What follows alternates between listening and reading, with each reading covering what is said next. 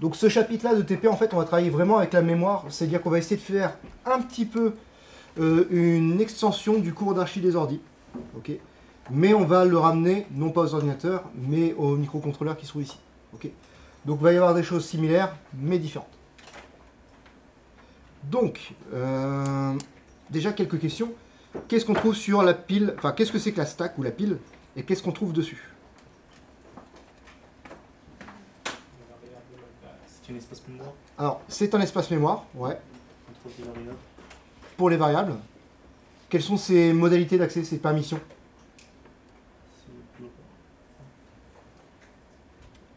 Qu'est-ce que j'ai le droit de faire avec ce segment-là, ce segment mémoire?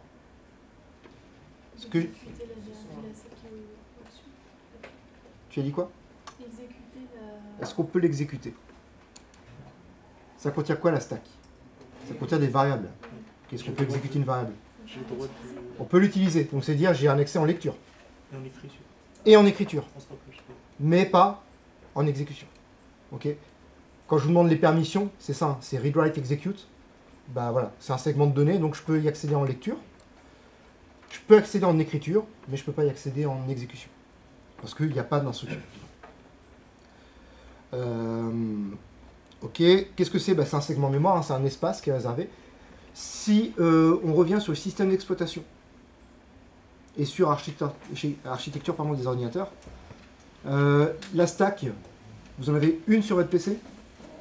Vous en avez plusieurs sur votre PC? Comment ça se passe?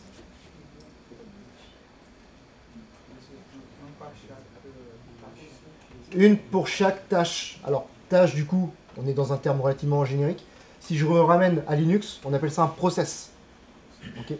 Le process, vous avez fait du fork ce matin avec Philippe. Okay. Vous avez dupliqué un process. Process, rappelle, au final, vous avez un fichier exécutable. Vous faites / mon exécutable. Ce fichier-là, il est stocké sur le disque dur. C'est un fichier binaire. Vous ne pouvez pas le lire, vous, à la main. Mais il ne fait rien. C'est juste l'état de votre, on va dire l'état initial de votre programme. Vous double-cliquez dessus, ou alors vous lancez / mon exec. Et ben il est transféré de la mémoire de stockage vers la mémoire de travail, vers la RAM. Okay. Les instructions qui étaient dans la section texte apparaissent maintenant dans un segment qui s'appelle code, accessible en lecture, exécution, mais pas écriture. On a les variables globales qui étaient stockées aussi dans le fichier exécutable, si vous vous souvenez bien. Et ben ça devient des segments en mémoire. Okay. Et il y a deux autres segments qui apparaissent, qui n'étaient pas dans l'exécutable. C'est la stack, la pile, et le heap, le tas. C'est OK? Et donc vous avez une stack par process. C'est-à-dire que là sur ma machine, si je lance mon gestionnaire des tâches, je vais avoir à peu près 1000 process qui tournent. Donc j'ai 1000 stacks qui sont stockés. OK? Sur le microcontrôleur, c'est un peu différent. Pourquoi? Bah parce qu'en fait, on n'a pas de système d'exploitation vraiment au sens propre du terme. Okay. On va avoir le middleware ici, qui joue le rôle un peu de système d'exploitation, RTOS. Mais en fait, il n'a pas les mêmes capacités que ce soit matériel et logiciel que Linux ou que Windows. Donc on va voir comment on essaie de travailler. Ok. Donc ça, on parle des ordinateurs. Et maintenant, si je me mets sur le microcontrôleur, nos tâches, au final, on va considérer que la task 1, task 2, task 3, tout ça, ce sont des tâches indépendantes. Et donc, à chacune, je vais être capable de donner une stack également. Ok? Comment on fait ça? On va voir ça après. Mais déjà, est-ce que vous savez quelle est la tâche par défaut, la taille par défaut de la pile de la tâche idle? Et comment on fait pour le trouver?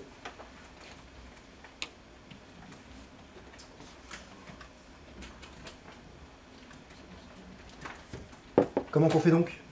C'est le size Ouais. Lorsqu'on définit une tâche, ouais. On prend les paramètres de size. Effectivement, ce qu'il faut savoir, c'est où est-ce qu'on crée la tâche. Parce que c'est quand on crée la tâche qu'on passe les paramètres en question. Donc la tâche, on la crée où? Si je me remets dans le main, je sais que je peux arriver dans OS kernel start et donc dans vtask start scheduler. Et dans vtask start scheduler, je crée ma tâche ici. Et quelle est la taille de la stack? Config minimal stack size, qui est une macro définie où ça? Dans freertosconfig.h. Donc ça, c'est dire que c'est laissé à la disposition de l'utilisateur. Et quelle est la valeur par défaut? C'est pas du tout ça. Par défaut, c'est 128. Ok. C'est 128 quoi? 128 quoi? J'ai pas entendu.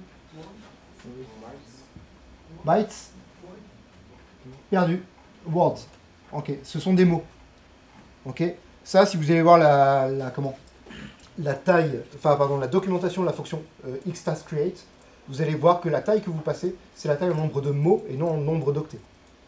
On est sur processeur 32 bits, donc un mot c'est 32 bits, c'est 4 octets. Donc si vous mettez 128, c'est-à-dire que la taille de votre stack elle est de 512 octets.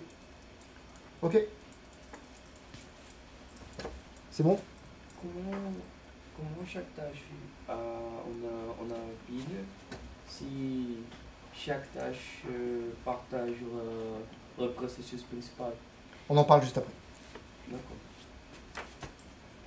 Dernière question, qu'est-ce qu'on trouve sur le tas?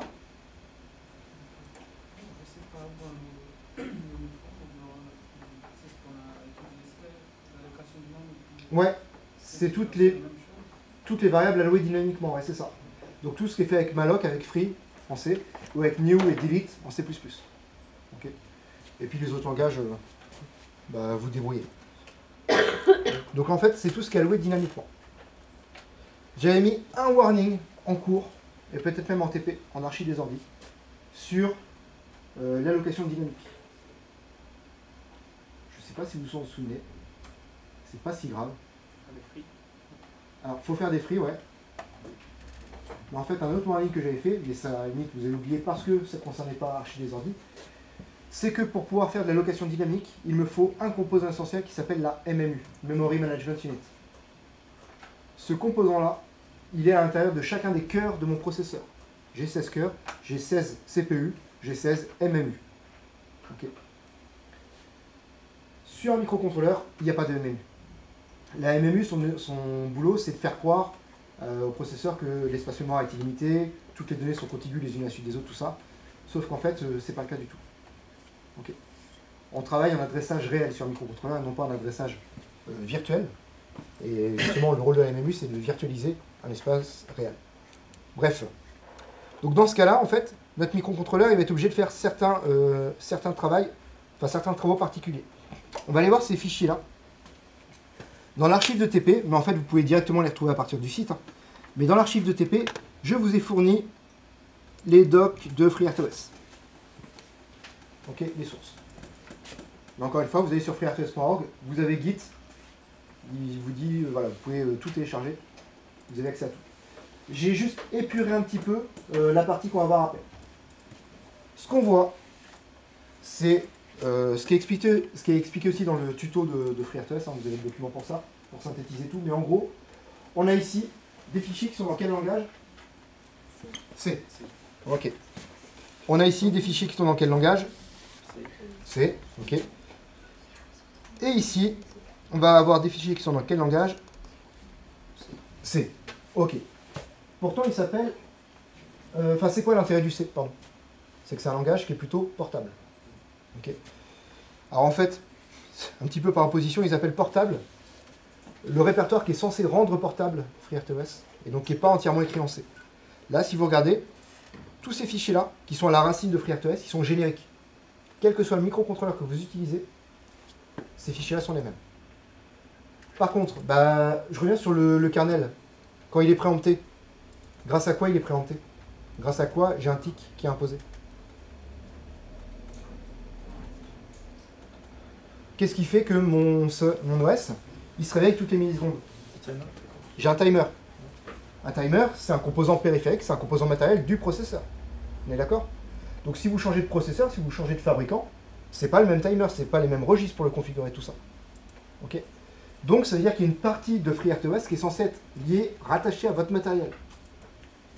Là, on est sur la partie générique, et si on rentre dans portable, et puis en fonction de la chaîne de compilation, et puis en fonction de l'architecture, nous on est sur un L476, donc on est dans ce cas-là, et bien vous avez un fichier porte.c qui est ici. Alors, je vais peut-être vous le mettre en clair.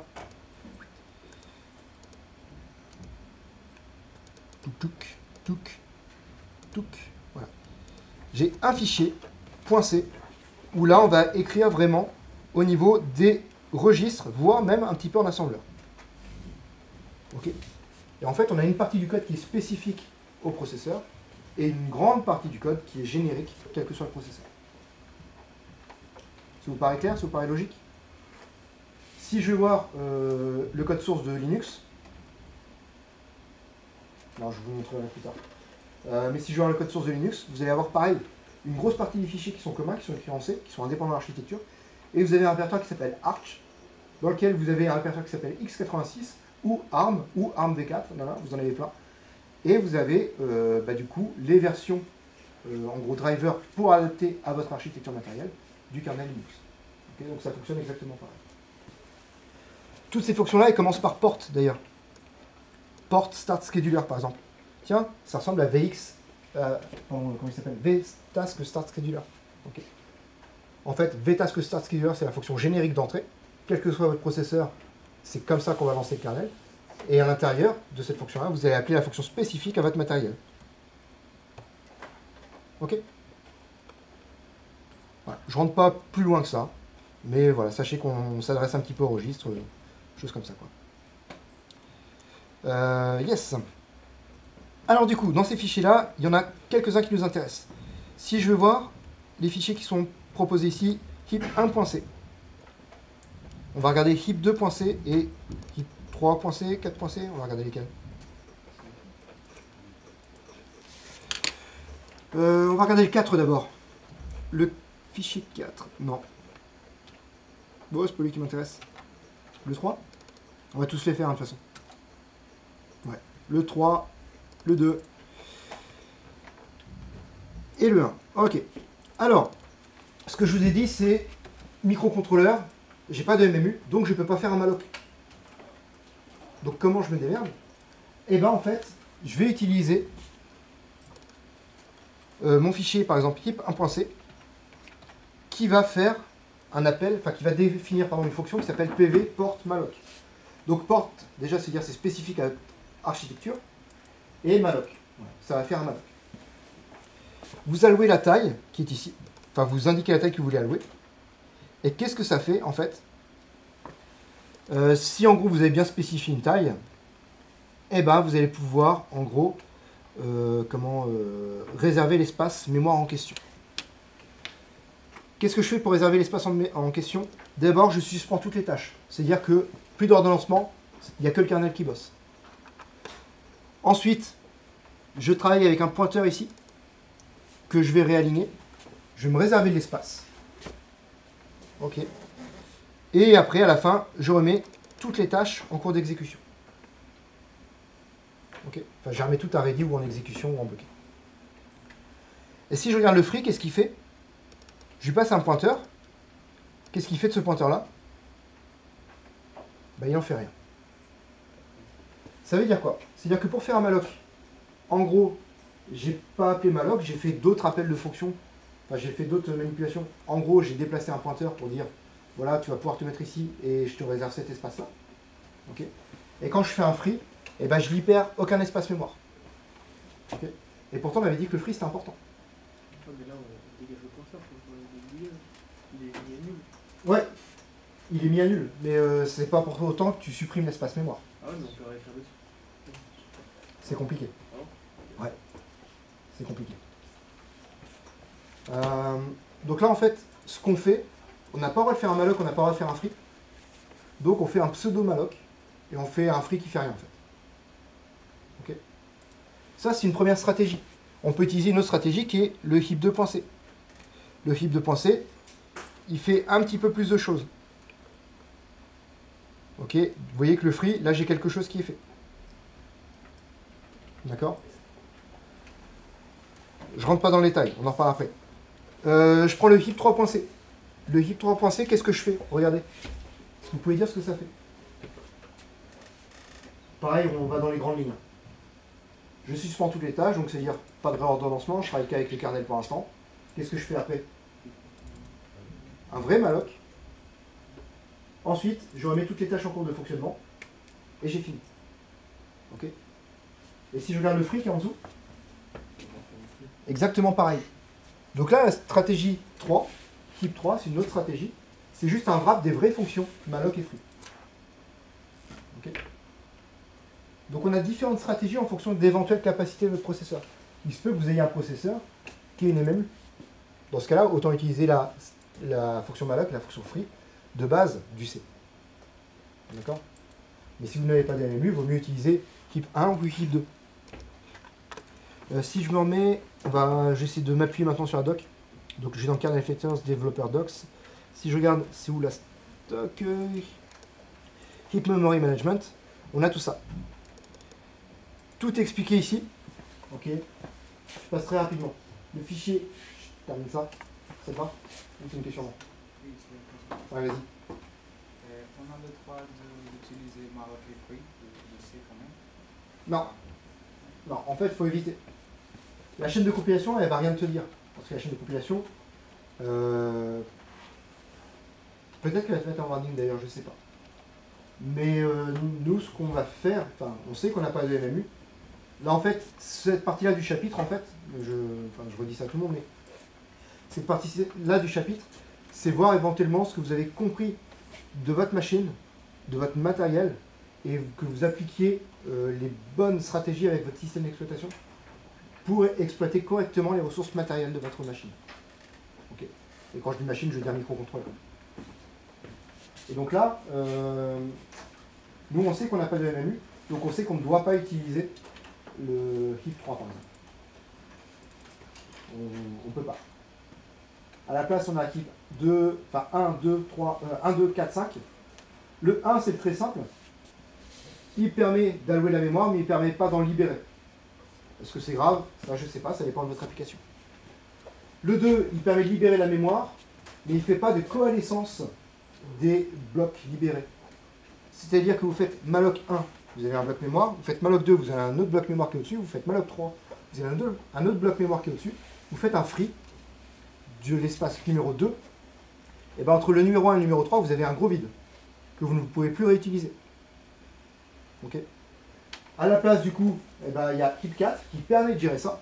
Par contre, HIP 4, si on va voir la fonction, elle est encore plus complexe à gérer, enfin à observer. Et HIP 5, il peut essayer de se mettre, enfin utiliser plusieurs blocs qui sont non consécutifs pour essayer de former un tag quand même. Donc différentes stratégies, la plus simple c'est la 1, la plus complexe c'est la 5. Il y a éventuellement la 3 qui est là uniquement si on a une MMU, en utilisant le malloc et le free de GCC. Mais sinon voilà, en fait les 4 autres stratégies, 1, 2, 4, 5, ce sont des émulations du malloc. On simule le comportement. C'est ok? Ouais. Pourquoi il sert le 3 du coup? On utilise quand même finalement, on utilise quand même malloc et free quoi. Oui, il sert, sauf que en fait, ton code, si tu l'écris pour un processeur et que tu portes le même code, la même application sur un autre processeur, si tu utilises malloc et que tu arrives sur un processeur qui n'a pas de MMU, ça va être embêtant. Alors que en fait, tu vas être obligé de réécrire ton code. Alors qu'en fait, ce que tu feras, ce sera juste copier-coller ton application et éventuellement changer le fichier HIP en question. Je ne sais pas si vous vous souvenez, mais quand on a créé notre projet FreeRTOS.c, enfin FreeRTOS, pardon, vous avez mis plein de trucs à disable, et en fait il y avait un endroit où c'était marqué le fichier à utiliser, le fichier mémoire. Et si je regarde mon explorateur de projet, et ben en fait dans Portable, Memory Management, j'ai que le HIP 4 qui est ici. J'ai pas les autres. Je choisis celui que je veux. Je peux aller dans le fichier ID aussi pour le changer. D'accord? Mais en fait, je choisis celui qui va correspondre à la stratégie que je veux appliquer pour la gestion dynamique de ma mémoire. Yes?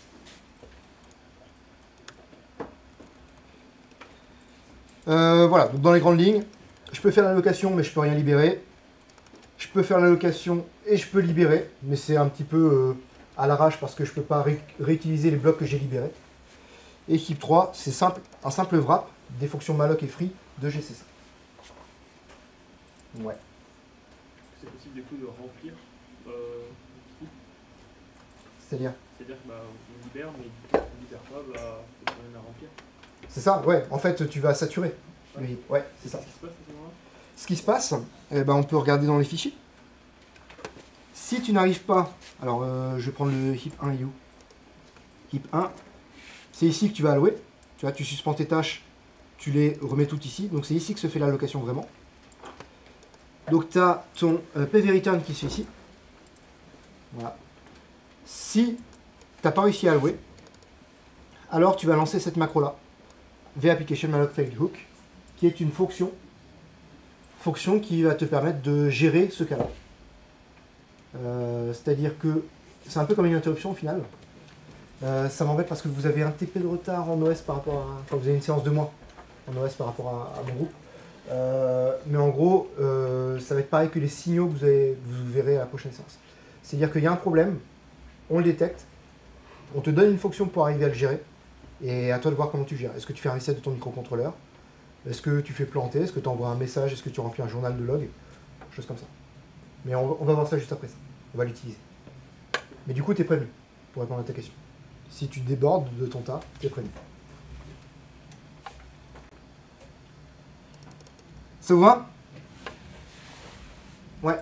Les deux, il fait quoi déjà? Il fait de l'allocation et il peut libérer? Et il peut libérer, mais c'est moche. C'est-à-dire que ce qu'on libère, c'est perdu. L'espace mémoire, il a beau être libéré, il est quand même perdu.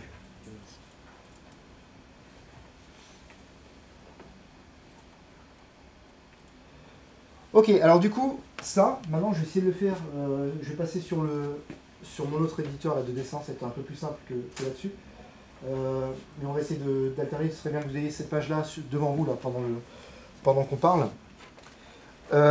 Là, l'idée, c'est qu'on arrive à adapter ce qu'on a vu en archi des ordi vers le microcontrôleur.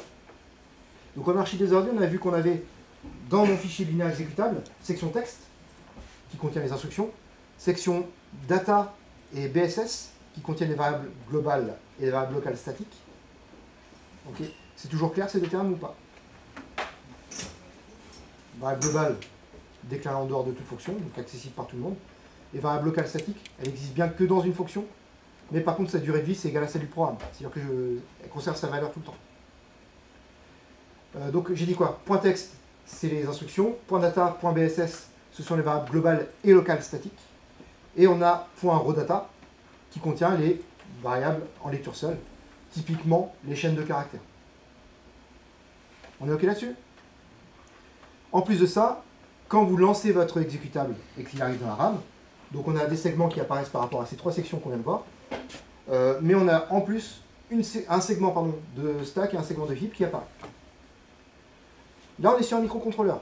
On n'a pas de segmentation de la mémoire. C'est-à-dire, j'ai une mémoire programme, j'ai une mémoire donnée, rien d'autre. Donc en fait, toutes mes instructions, elles sont dans la mémoire programme, qu'on appelle aussi la flash, parce que c'est la techno. Et toutes mes données vont se retrouver dans la mémoire de données, la RAM. Okay. Donc en fait, ma RAM, je vais essayer de la représenter avec un autre rectangle.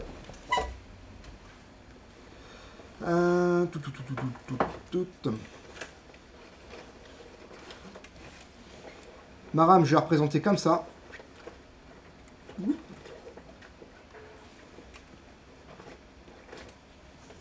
Donc là, j'ai ma RAM. Et bien en fait, à l'intérieur de ma RAM, je vais avoir différentes sections. Je vais avoir ma section point .data. Je vais avoir une section point .raw data.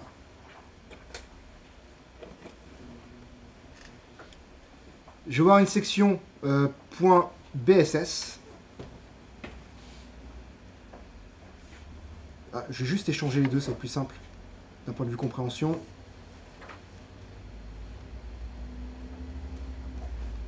Toc.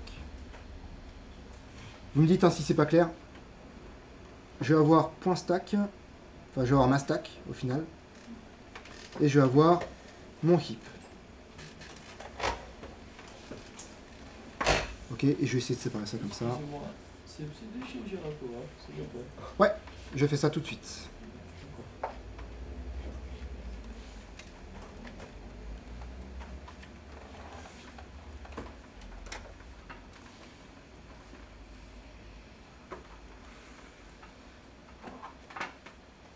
Allez, quelle couleur? Bim. C'est bien ça? Oui. Parfait. Merci.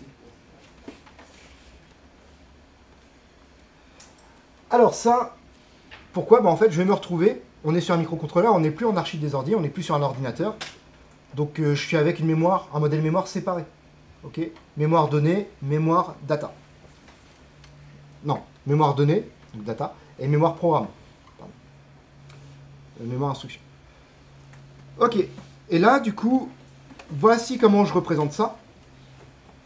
On vous demande de représenter donc, le mapping mémoire en faisant apparaître, là-dedans, le tas de FreeRTOS, le contexte de la fonction main, la pile de la tâche, TCB de la tâche et le contexte de la fonction task. Ok. Eh bien, faisons ça. Le tas de FreeRTOS, il va être où? Attention, il y a un piège.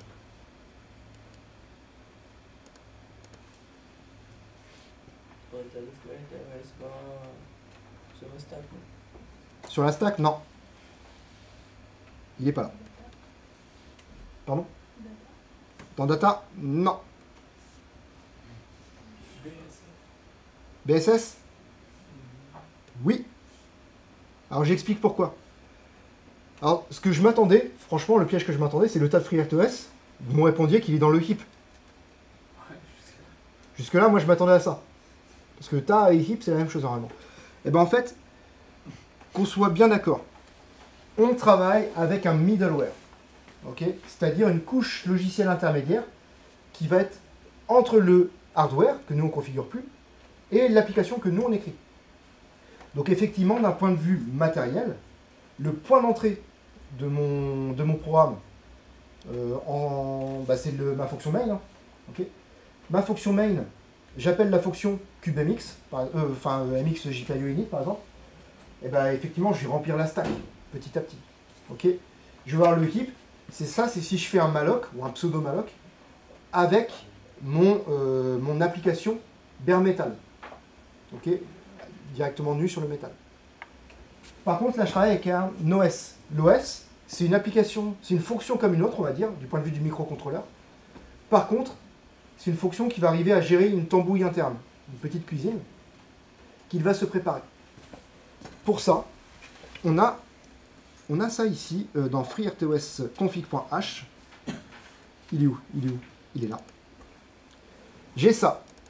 Total heap size. Par défaut, il est à 3000. Je crois même qu'il est à 3072. Si je dis pas de bêtises, regardez chez vous. Et bref. Config total heap size. Il me crée en fait comment on va faire FreeRTOS pour gérer dynamiquement toutes ces données, toutes ces tâches, tout ça. Et bien en fait, il va se faire une grosse variable globale qui va mettre ici. Ok. Et cette grosse variable globale, et ben à l'intérieur, il va gérer ça comme il veut. Il va faire un peu d'alloc là, un peu d'alloc là, un peu d'alloc là. Et ainsi de suite. Ok. Donc cette grosse variable globale, je vais dire que ça c'est le tas ou le heap de FreeRTOS. Et par défaut, du coup, je ne sais pas si vous avez eu le temps de regarder chez vous, il fait combien en octets? 3000. Ok, et ben je vais mettre 3000 octets. 3000 bytes. C'est ok?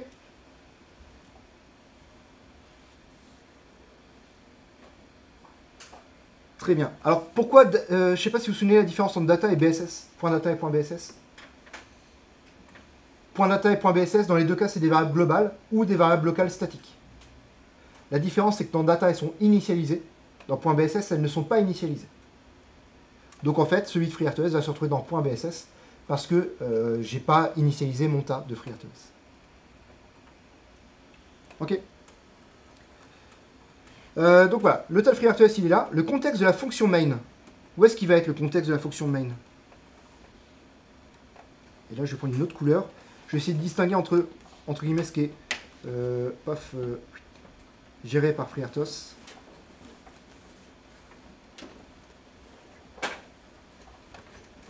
Et je vais prendre une autre couleur pour ce qui est géré par GCC, par votre chaîne de compilation.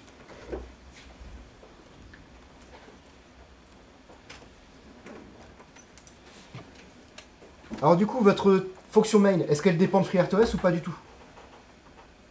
Ça, pas du tout. Pas du tout. La fonction main, c'est le point d'entrée dans votre microcontrôleur. À l'intérieur, vous appelez FreeRTOS, mais la fonction main, elle ne dépend pas de FreeRTOS. Okay. Donc c'est une fonction classique. Une fonction classique, où est-ce que va être posé son contexte? Sur la stack. Donc là, je vais me mettre ici. Je vais dire par exemple que j'ai un base pointer et un stack pointer qui pointe là. Le stack pointer, je peux le faire plus propre quand même. Et ça, en fait, ça, c'est le contexte de mon main.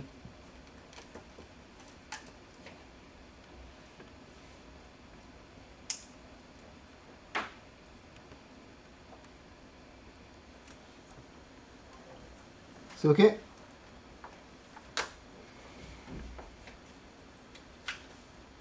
Ensuite, je vous demande de me dire où se trouve la pile de la tâche. Alors, sachant que en fait, sur le code, je n'ai pas forcément regardé, hein, mais je crée une tâche. Je crée une tâche. Et puis c'est tout. Et après, je crée le scheduler. Alors, qu'est-ce qui se passe quand je crée une tâche? Et bien, en fait, c'est la fonction XASCreate. Donc, en fait, dynamiquement, FreeRTOS, il va me créer une tâche pour une pile pour ma tâche. Cette pile-là, elle fait quelle taille en octets?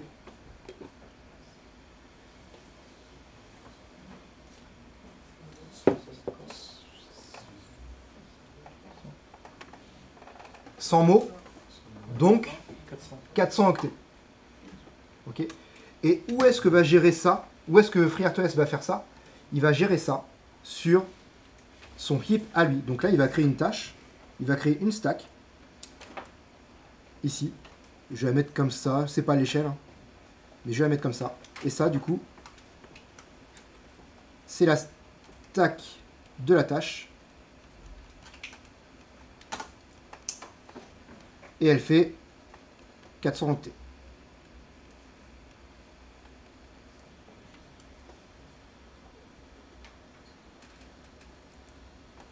Et si je continue... j'ai oublié, pardon, le TCB la tâche, mais c'est justement ça que je voulais faire.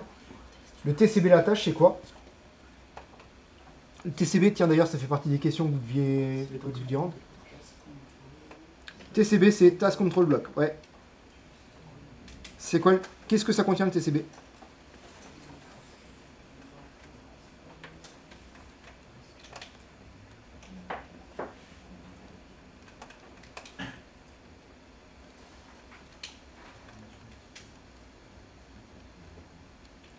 Vous savez pas? Un identifiant de la tâche? Pas que. Un identifiant, ouais, mais pas que. L'état de la tâche, ouais. Sont toutes les informations, toutes les caractéristiques de la tâche. Si je veux voir dans le fichier task.h, je me dis que ça doit être là-dedans. Ok, déjà j'ai un type énuméré qui me donne tous les états de la tâche. Running, ready, blocked, suspended. Donc ça, c'est les 4 qu'on a vus. Deleted et invalid, qui ne sont pas censés exister, ceux-là. Mais surtout, hop, on va y arriver. Task parameters, task status. Il n'y en a pas un truc TCB quelque part?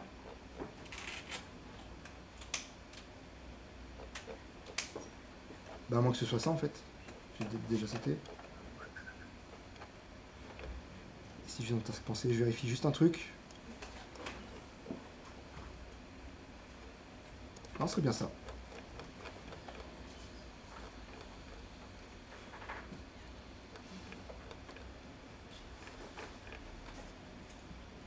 Ouais, c'est ça, pardon. Ça, c'est le task control block. Qu'est-ce qu'il contient? Bah, le handle, le nom de la tâche, le numéro de la tâche, son état courant, running, ready, block, tout ça, sa priorité courante, sa priorité d'origine. On va voir peut-être pourquoi ça peut changer. Le runtime counter, donc combien de temps elle a tourné. Le pointeur vers quoi d'ailleurs? La fonction de la tâche? Pas la fonction. Le pointeur vers sa stack. Donc en fait, à l'intérieur de ça, j'ai un pointeur vers la stack qui est là. Ok. J'enlève. La taille de la stack. Voilà, vous avez toutes les informations qui sont là en fait. Ok. Donc le task control block, en fait, il contient les informations sur votre tâche. Oui, il y a aussi le pointeur vers la fonction. Ouais, alors en fait, il faudrait que j'aille vraiment plutôt dans cette doc là. Si je me remets sur les tâches. Les tâches. J'ai pas le contrôle TCB ici. Tâches. tasks.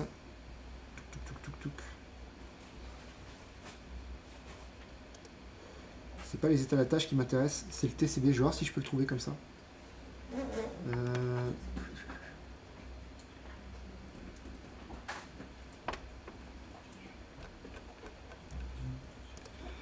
Contrôle, task, bloc.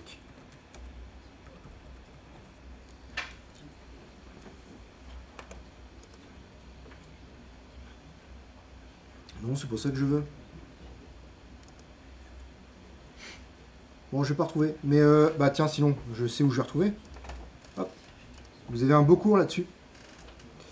Le task control block.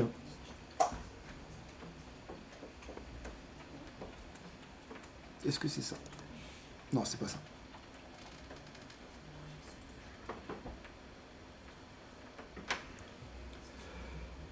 Le task control block, il contient toutes ces informations-là. Ok, donc l'adresse aussi de début du code. Donc je sais pas si vous vous souvenez, mais quand vous créez la fonction, quand vous créez la tâche XScript, vous passez le nom de la fonction. Donc ça, c'est le début. Pareil pour la pile. Il y a la priorité de la tâche, les ressources de la tâche, tout ça, les ressources bloquantes. Il y a la position actuelle dans le code. Il y a la position actuelle sur la stack. Il y a tout ça qui est pris en compte. D'accord? Ok, donc là, on a tout fait. Presque. Si j'avance là, quand j'appelle vtask start scheduler, est-ce que vous vous souvenez ce qui est fait à l'intérieur de vtask start scheduler?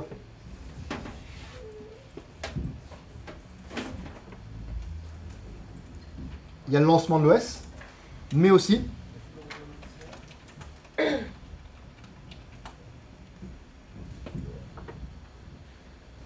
qu'est-ce qui apparaît?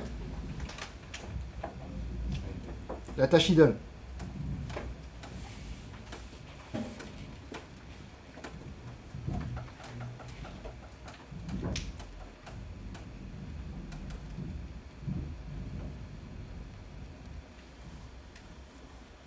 On est OK? Donc là, il va falloir faire la distinction entre ce qui est géré par GCC à la compilation et ce qui est géré par FreeRTOS. Ça vous va? Alors qu'est-ce qui reste dans le reste de tout ça? Bah, éventuellement, dans BSS ou dans Data ou dans le point RoData, j'ai d'autres variables qui ont été gérées à la compilation. Si je prends l'exemple de mon main à moi, que je vous ai donné, il y a ça s'appelle App Initialization, je ne sais plus ce que j'ai mis, ou App Running. Alors, je vous ai donné une chaîne de caractères que vous envoyez par UART. Cette chaîne de caractères, elle est stockée dans RoData, par exemple. Okay. Si vous avez créé des variables locales dans votre fonction, main, eh ben, elles vont se trouver dans la salle du main. Ok. Alors du coup, maintenant vous avez les différentes variables, enfin les différents éléments à rechercher et à savoir où ils se trouvent. Donc première chose qu'on vous pose, c'est physiquement la chaîne de caractères task, justement, où se trouve-t-elle cette chaîne-là? Donc quand je dis physiquement, je veux dire dans la mémoire. Dans RoData. Effectivement, task, il se trouve dans RoData. Et tout ça, c'est géré par FreeRTOS, par GCC à la compilation. Voilà. Donc en fait, j'ai créé les caractères, TASC/0. Je les ai stockés quelque part dans la mémoire RoData, parce que c'est la lecture seule. Et j'ai un pointeur qui va désigner cette adresse-là. On est OK.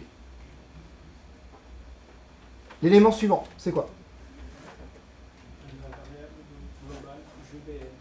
La variable globale GBL. Où elle se trouve?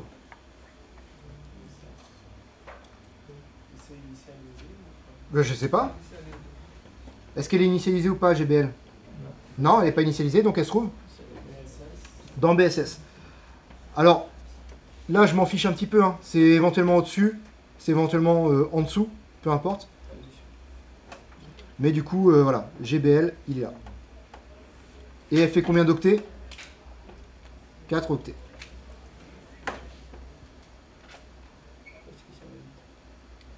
Parce que c'est un int, c'est ça. GBL, ok. LCL main, qui veut dire local main. Où est-ce que ça se trouve? Voilà. Donc ce serait un petit rectangle là-dedans. Alors du coup, ça m'emmerde parce que c'est pas à l'échelle. Mais effectivement là-dedans, j'ai une variable qui s'appelle LCL main et qui fait 4 octets également. C'est ça, hein? C'est un int aussi. C'est un int aussi, ouais. Et dernier élément. Non, il en reste deux. Sur un stack de Local stack, task. ça se trouve où? Stack de task. Dans la stack de task. Et donc, ça va être non plus géré par GCC, mais géré par FreeRTOS. Donc, c'est là-dedans. Et là, on est sur LCL TSK. 4 octets.